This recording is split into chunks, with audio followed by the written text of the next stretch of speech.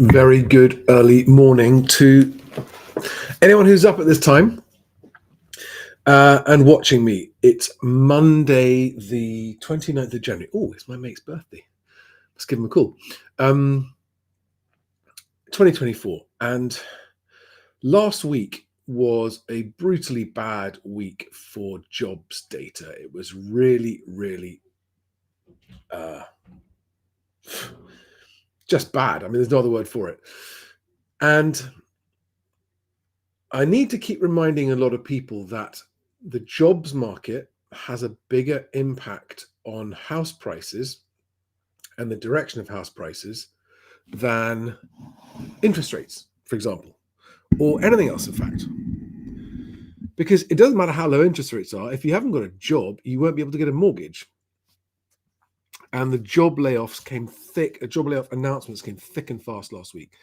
And this morning, there's more bad jobs data. And before I get into this, I'm going to summarize everything I'm going to talk about in this video. For the people who negative equity hits the hardest, and there are plenty of people it doesn't hit, but for the people it does hit the hardest, how did it happen? Why didn't they see it coming? What meant that they ended up being caught in negative equity when other people didn't? And the answer is this. It's not that they thought they were overpaying. I mean, nobody knowingly overpays unless you've got enough cash. It's such a small amount to you, it doesn't matter, and you want to secure a property. That's the exception. But nobody generally goes, "Oh, I'm happy to pay over the odds in a falling market with borrowing up to my eyeballs to buy this place." Not many people do that. So the people buying think that it's okay and safe to do so. And the biggest consideration, and it's why I post so much about this on X, is what's happening in the economy, and in particular, the jobs market and wage growth. And actually, employment levels as a whole almost outstrip real wage growth, because again, there is quite strong wage growth. And so real wage growth is apparently about 1.4% at the moment, positive. But in the real world, taking into account tax cuts, it's not that good. So it is unforeseen, or a failure to foresee, a bad jobs market that is, in my view, the thing that catches people out the most as far as being in negative equity is concerned. Now, perversely, it also makes it quite a good time to buy for certain other buyers with large deposits or cash buyers, and buyers who are planning to buy somewhere and stay for a long time, at least 5 years. There are some real opportunities now. So if you are in the position where you need to buy a home, you want to buy a home, there are gradually more and more bargains coming out. And I've got stories to back all this up. Let's just quickly get into this morning's news. So this is fresh out this morning on Bloomberg. UK job vacancies fall by most in 3 years, in the sign that labour market is cooling. Job vacancies fell the most, in December, and the number here is it was a 7% drop in job vacancies in 1 month. They think that's continuing into January, and it was a 13% drop year on year. Where is it?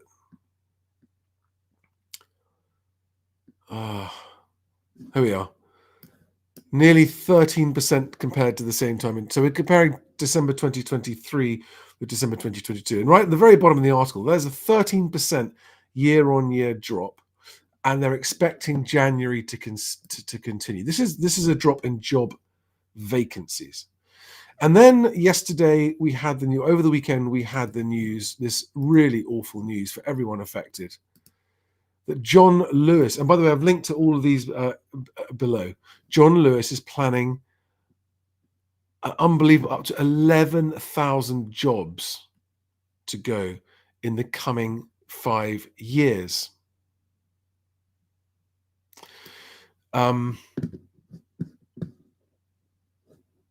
But there's also a story on Bloomberg this morning about how, and this is on the back of Zoopla data, how London homes haven't been this affordable in a decade, which kind of hints to the point I'm going to make about the fact that, and there's one other point that's relevant here I want to make as well, which is a year of bad inflation forecasts casts doubt on the Bank of England's rate path. And Britain's economists are finding it increasingly difficult to forecast inflation. And the Bank of England is more cautious about lowering interest rates. So all of these things are relevant to what I want to say, which is that people are, all of the hope in the moving market is that, oh, it's okay because interest rates are going to come down. Interest rates are going to come down. And that's just felt misplaced to me. And I'm not saying that they won't come down. I'm saying that the case for them coming down is quite weak at the moment. And the more you look around, the more it looks like actually interest rates, without getting into that in too much detail, interest rates aren't going to come down for some time. They might stay where they are now for a long time. They might even go up. I don't think they're going to go up, but they could, depending on what happens. There's more bad news about the spreading of the conflicts in the Middle East this morning, and that could potentially have a horrific inflation effect. But I just think that interest rates are unlikely to come down. Now, at the moment, there are some mortgage rates. And by the way, on Wednesday at 2:00, I've got my two mortgage brokers I work with having a live mortgage market update, 2:00 Wednesday this week, live stream. So come along and bring your questions to that. But there are some surprisingly low mortgage rates at below the Bank of England base rate right now. And that's why I think for certain buyers, it's perhaps a sweet spot. Again, not for people who are trying to time the market for financial reasons, but people who actually need a home. If you've got 40% or more deposit, if you need to buy, then asking prices, house prices are falling. There's more and more coming on the market, and despite all the talk of pickup in buyer demand, well, you always get a bit of that. And relative to where buyer demand is, it's still low, and there's a larger increase in properties coming to the market than there is buyers coming to the market. So it's still, as Zoopla said, we're locked in a buyer's market. So there is this potential sweet spot where mortgage interest rates, even if the Bank of England rate doesn't rise, mortgage interest rates might. I think that if things don't improve, they probably will and could. They might not be hurried, but I'm just saying that I think for those people, it's a good time. Get yourself your 4% mortgage rate locked in while they're still that low. And then get out there and look for the property that's been sitting on the market for months. And call up agents about the ones, agents have these properties sitting on the market. They're not expecting anyone to call about them. They're just sitting there. And you ring up about one of those properties and they're like, oh, okay, yeah. No one's asked to see that for ages. Those are the ones where if you're lucky enough that the seller is also in a position where they just want rid, this is the time that you can be getting real bargains. And what that means is not just that you'll get what you wanted cheap, but even better, you might get a much nicer house than you wanted for the budget you did have in mind. So that's a story I'm hearing on a daily basis now as buyers going, I have managed to secure a much nicer place than I expected. And it's a substantially 15-20% off the asking price. I am not saying everyone's going for 15-20% off the asking price at all. That's not what I'm saying. What I'm saying is if you know where to look, and if you look carefully, and if you've got your ducks lined up in a row, if you know how to make your offer properly so it's a compelling, recommendable offer, there are opportunities for savvy buyers who are prepared to invest the time, because there's no shortcut around that. You've got to put in the time going to view these properties. It is a potentially very nice time to buy a nicer property than you thought. For those who are not looking to move in the next 5 years and therefore won't crystallize the likely fall in house prices that's going to happen, and for those who've got a comfortable deposit, so even if life does mean you need to move house sooner than you expected, you may have lost some equity, but you hopefully won't be in negative equity if your deposit was big enough. But what does that mean for people who are buying with a 10% deposit and who might need to move within the next 2 or 3 years? Well, right now, for those guys, I would say it's probably the most dangerous time to buy. Because, for a combination of reasons. The real speed of house price falls is masked by the delay in house price reporting, and it's masked by the ever optimistic, oh, it's all looking very good, and it's demand is picking up, and we're hopeful and we're optimistic, and all of that kind of stuff you hear endlessly from the property market itself. I don't see that. I think house prices are falling increasingly faster. So if you've got a 10% deposit and you're planning to move within the next 5 years, then you're the ones most at risk of getting into trouble. And it doesn't mean don't buy. It means that you've really got to be sure that you're getting yourself an absolutely bargain steal of a price.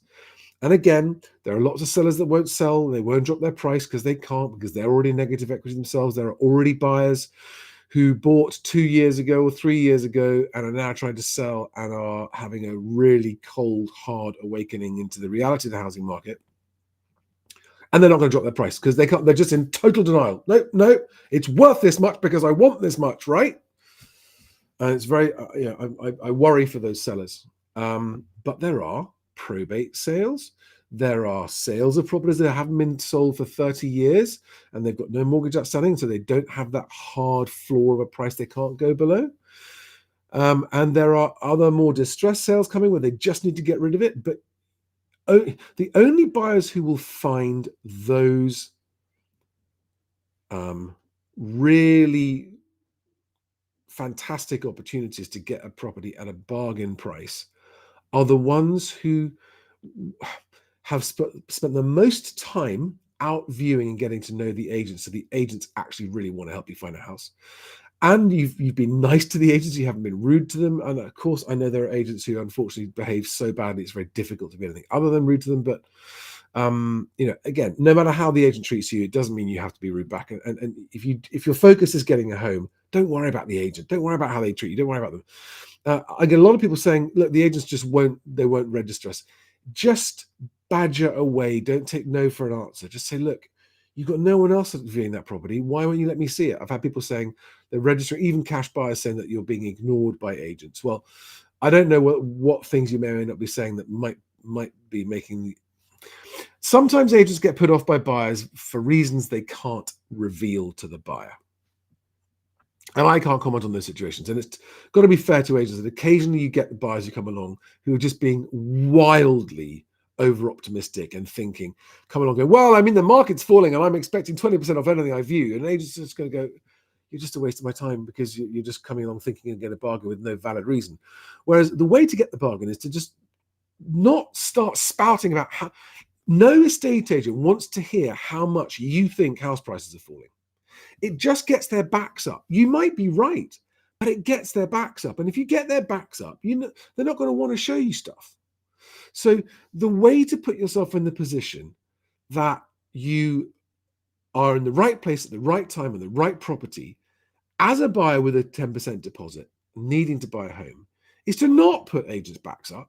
Come on, it doesn't make sense, does it? Don't put agents' backs up. Leave that to me. I'm doing a pretty good job of putting agents' backs up at the moment. Even though what I'm trying to do is actually help get more transactions done. Don't put their backs up. Just register, go and view, go and quietly view, and keep on viewing. And you just have to be patient. And you might have to view 15 or 20 properties until you're in the right space, right time, where the agent just talks to the seller. The seller goes, oh, it's an offer. It's an actual offer. I can actually get out. Yes. There's no guarantee of this happening, but it's happening. And the opportunity for it to happen is higher now than it has been for a very long time. For those of you looking for bargains and waiting for the market to fall further, it's going to fall further. If you don't need a home, I'm not really here to guide you guys. I'm here to guide people who need and want a home, but don't want to get into a negative equity, but do want to find a well-priced home. Now, for those of you watching going, Charlie, you're always on the side of the buyer. What about us poor sellers? And what about the agents? No, I'm on everyone's side. I'm an impartial. I want everyone to play nice because moves need buyers and sellers always. If you have overpriced your property, if you have neglected the warnings to not overprice your property, and if you have not listened to the advice that says price below expectations to get competing buyers interested in your property, and you've sat there on the market for a few months watching the price go down, all I can say to you is, if you're not really happy with your agent, change your agent. Make sure you get fresh photographs and marketing to make it look as best as it can. Price it aggressively.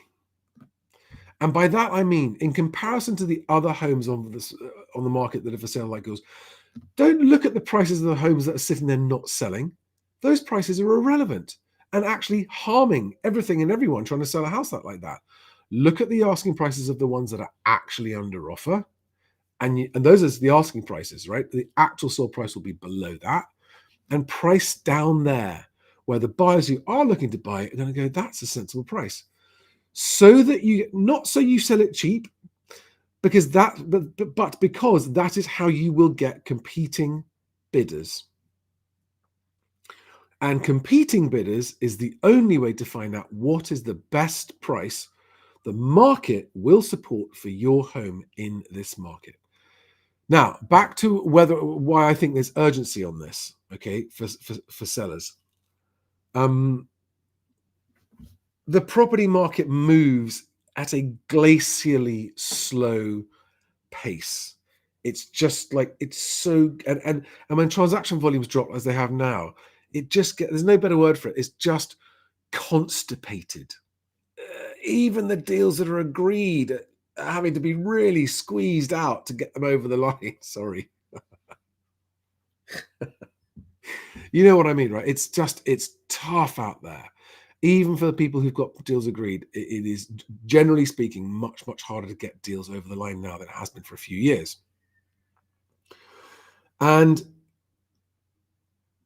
because of the jobs market, and by the way, we've also had Evergrande, which is China's largest or second largest developer, this morning has been ordered to go into liquidation with debts of 250 billion.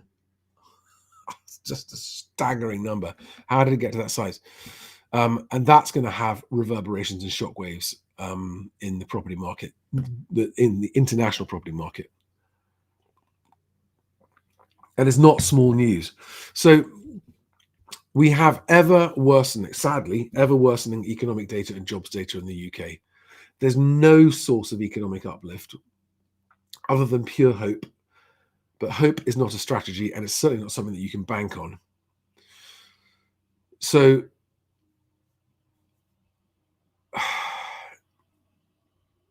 with the exceptions, right? There are regional exceptions, regional variations. There are occasional unicorn type homes that come on the market and will sell like that. Of course there are. I was having a conversation with someone just on Friday about how just one part of town, everything's up for sale, nothing will shift. And just 500 meters away, everything that comes on is going for asking price like that.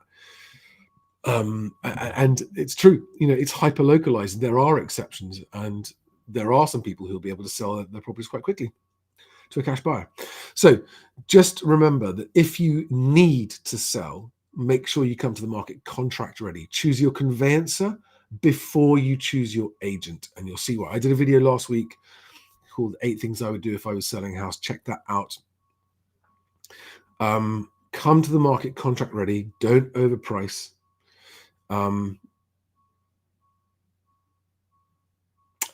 Last week it really was really depressing. Never mind the housing market, it was just depressing news for the economy and for society and communities as a whole. And in some places you go out, there are some pockets where it's still busy and the bars are still busy, definitely. I was in London in Shoreditch last week, and there was still a buzz. It was busy, but I was in other places over the weekend where it's just dead, where you wouldn't expect it to be dead. And there are increasing signs of a genuine and real and deep recession for real people, for real workers. It's getting tough. So that's it, guys. Quick Monday morning update. I'm sorry it's not a very happy one, but there are opportunities. It is more affordable now. And for certain people in a very particular situation, and I'll wrap up with this. If you've got a decent sized deposit, if you need a home, need one, because actually that's what your life needs right now, is a stable home to base yourself from your job or your family or both. And if you are not planning to move within the next 5 years, there are bargains out there. If you look, if you know how to look and put in the work. If you don't, if you sit at home looking at the internet, you're nowhere near getting a bargain. You will not, if you are not out there viewing properties, you are weeks, if not months away from being in a position to get yourself to actually snap up a bargain. Do not think you're going to sit there watching the internet, and then something pops up on Rightmove and that you're going to go out and grab that bargain. That is not how it happens. And there are so many buyers who sit there at their computers or on their phones watching the internet, and then go, oh, I missed it. Oh, all the cheap ones are gone. And it's just, if you are not out there viewing, you are not in the market to buy. I cannot stress that enough. You must be out there. You must be in the agent's forefront of their minds. You must be knowing what's, most importantly, you've got to know what's on and why and what's selling and what's not, what the prices are, because only by doing that will you know what actually the real values of houses transacting like the ones you want are. Right, I'm babbling. Probably too much coffee. Have a great Monday. I've got lots more videos coming out this week and some more guests coming out to talk about this, because I fear 2024 is going to be even more challenging than 2023 from a housing point of view. Anyway, have a good one, guys. See you on the next one. Sorry, I haven't even looked at the comments. Hi, guys. Hi, Ruth Y. Connor, good morning. Yeah, check. Rog4, Stealth. Yeah, there are sellers putting prices. So Rog4 asks, why are people putting houses up at 2022 prices? Because, and this is happening all over the country, because it's a combination of two things. Three things actually. Number one, overpricing by agents. And why do agents overprice? Because if they don't overprice, they don't get the instruction. If they don't get the instruction, they can't actually get a fee to sell stuff. So there is still rampant overpricing being done by agents around the country, number one. Number two, as a seller, if you are not looking past the headlines and deep dive into understanding about the slow pace of the economy, the effect of the jobs market, the fact that jobs has a bigger effect on house prices, you just won't realize that house prices are falling because of the delay in price reporting. And so that you've got some sellers who are just completely convinced that house prices don't come down. The house prices don't come down. The house prices always go up. There are sellers, that's all they've ever heard. You combine that with 3 overpricing agents that come around and lock them into a contract. And that's why you've got people coming onto the market at a price that will just sit there and won't sell. Not helping anybody. Abigail Zoe on Facebook says, agents just won't entertain offers. It's not up to the agent to entertain an offer. An agent must pass your offer on. You must email your offers to the agent and ask for confirmation that the offer has been sent to the seller. And if you don't get it, put your offer through the letterbox of the property. Okay, I'm staggered I have to say this. The agents I've worked with just understand that there is a legal requirement for them to pass on any offer they get. Agents not entertaining offers. Agents don't get a choice about whether they entertain offers or not. Agents can choose whether they recommend an offer or not, and they can put your offer forward and go, this is an offer, but it's a flaky one and I wouldn't take it seriously. They can do that. They can undermine your offer by going, I wouldn't take it seriously, which is very frustrating, but they cannot not entertain your offer. But also, Abigail, have you put offers forward, like I've said, which is with your mortgage, your deposit, your conveyancer lined up and everything? Because again, if you're not making your offers look serious, that's another reason for agents to not entertain the offers.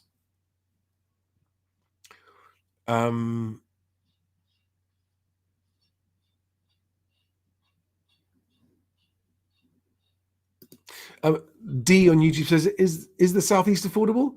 I've got 125 grand deposit, 100k base salary, still rough trying to afford a reasonable property, Essex, London border. I don't know what sort of size property you're looking at, what your situation is there. But that's a fairly pretty. I realize that properties are much more expensive in that area. But how much are you out looking, like actually viewing? Are you viewing like at least a property a week kind of thing? Um, wow, Craptacular says I'm not sure how they work out vacancies. It's a company called Adzuna that provides the vacancy data.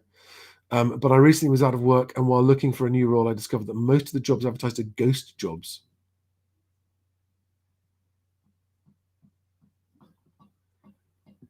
Um,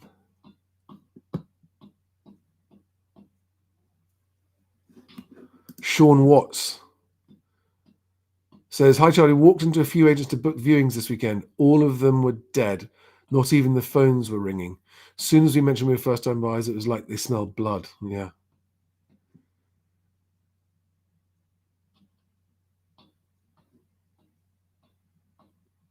Yeah, and they're a profit. Yeah, of course. And guys, I mean, let's just finish up with this. What's happening in the jobs market now and in the economy with companies going bust and laying people off was completely predictable for the simple reason, as Alex, my friend Alex Housing Stig, said back in 2022, when inflation spikes as much as it did in 2022, you have no choice but to put interest rates up. When you put interest rates up that much, all of the companies and governments and individuals who were in debt and their debt interest rate was linked to government interest rates were not going to be able to afford the interest on their debts. That was going to lead to failing companies and job losses, which it has. It was completely mathematically predictable. It's just this is how long it takes to play out. It's a slow process. And as a consumer, it can be very difficult to understand that it doesn't happen overnight. It just, what happens is one day the newspapers report, boom, bang, it's happened. Oh my God, where did that come from? You got to know how to look for it, right? If you look at it, it was absolutely coming. And unfortunately, with the same reason, looking at what's coming now, that's why 2024 is looking so bad. Have a great Monday. Have a great week. See you on the next one. Thanks, guys. Bye-bye. And don't forget, if you want, you can book a call with me on my website, mhwc.co.uk. You can talk to my mortgage brokers through my website. You can book with my conveyancers to talk to them through my website. And also for the property search packs. And remember, if you're a seller, get contract ready, which includes getting a search pack. And if you're a buyer, make sure you offer to purchase your search pack if your offer is accepted. All right. Thanks, guys. See you. Bye-bye. I'm really going this time.